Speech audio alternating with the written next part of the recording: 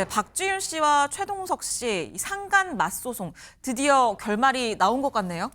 네, 예전에 님이라는 글자에 점 하나 찍으면 남이 된다는 노래가 있죠. 네. 이 두 분의 상황이 딱 그렇습니다. 두 사람은 아나운서 동기로 이렇게 시작을 해서 결국은 부부의 인연까지 맺게 됐습니다. 지난 2009년 부부의 인연을 맺었는데 14년 결혼 끝에 지난 2023년 파경을 맞았습니다. 자, 그런데 두 사람의 애정은 이후 애증으로 변하게 됩니다. 이혼 절차와 함께 상간 관련 맞소송을 진행을 했는데 갈등이 본격화된 건 지난 2024년이었습니다.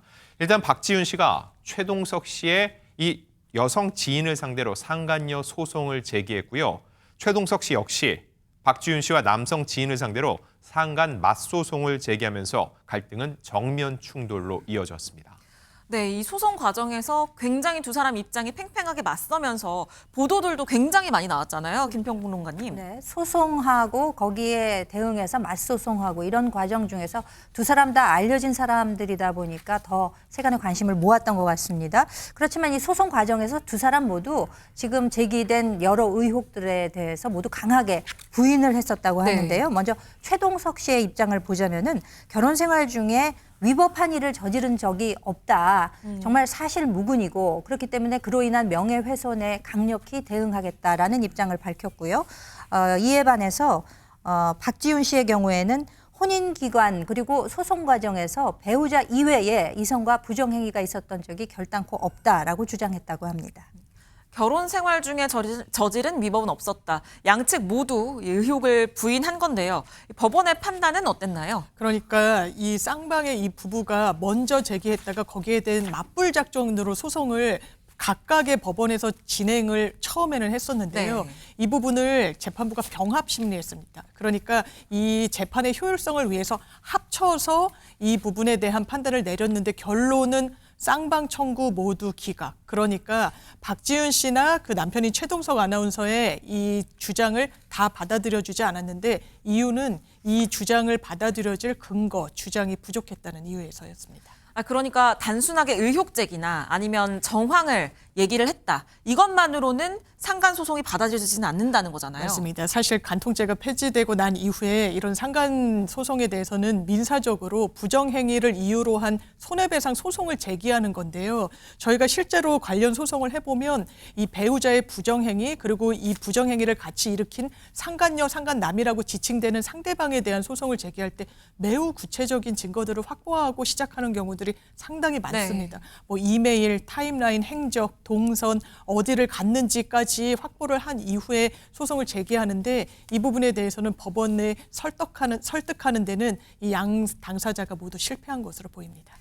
네, 그런데 이 상간 맞소송이 굉장히 오래 끌기도 했고 또 언론의 관심도 굉장히 많이 받았어요. 그래서 이 소송 결과가 나온 이후에 양측의 입장도 굉장히 궁금한데요. 네, 그렇습니다. 이 두 사람은요, SNS를 통해서 간접적으로 일단 입장을 표명한 것으로 그렇게 추측을 할 수 있겠습니다. 네. 왜냐하면 박지윤 씨 같은 경우에는 판결 직후에 일단 글을 올렸습니다. 기내에서 받은 응원의 쪽지 그리고 간식 사진을 공개하면서 제가 더 힘낼게요. 감사합니다라는 글을 남겼습니다. 그리고 또 한 장의 사진이 있는데요. 일본으로 출국한 근황을 함께 전하면서 그래도 언니들을 보니까 웃음이 난다라는 말과 함께 이렇게 미소 짓는 사진도 공개를 했습니다. 그래도 마음을 잘 추스르고 있는 것처럼 보여요. 같은 날 최동석 씨도 글을 올렸다고요? 최 교수님. 그렇습니다. 최동석 씨도 역시 식사 사진을 공개를 했는데요. 사실상 오늘 한 끼 그리고 아들이 남긴 밥 조금이라며 글을 올렸고요. 자녀와 함께 소소한 일상을 전하고 있다고 합니다. 그래서 뭐 서로가 뭐 태어난 척하지만 뭐 모르겠습니다. 약간의 아쉬움이 있을 것 같은데 그렇죠. 저런 모습들을 보여주면서 일상을 잘 하고 있다는 모습을 강조하고 싶었던 걸로 보여집니다. 네, 지금 이렇게 상간 소송은 일단 서로 기각이 됐습니다만 두 사람의 이혼 소송은 지금도 진행 중이거든요. 이 이혼 소송에 어떤 영향을 미칠지 그 부분도 좀 궁금하거든요. 사실 이혼을 청구하는 원인을 정확하게 소송으로 가게 되면 기재를 해야 되는데요. 네. 아마 쌍방의 부정행위를 원인으로 했다면 상간행위는 없었던 거 아니야? 이런 판단을 이 다른 재판부, 이혼 재판부에서 할 수도 있겠습니다만 실제로 그럼 이혼까지 받아들여지지 않을 것인가?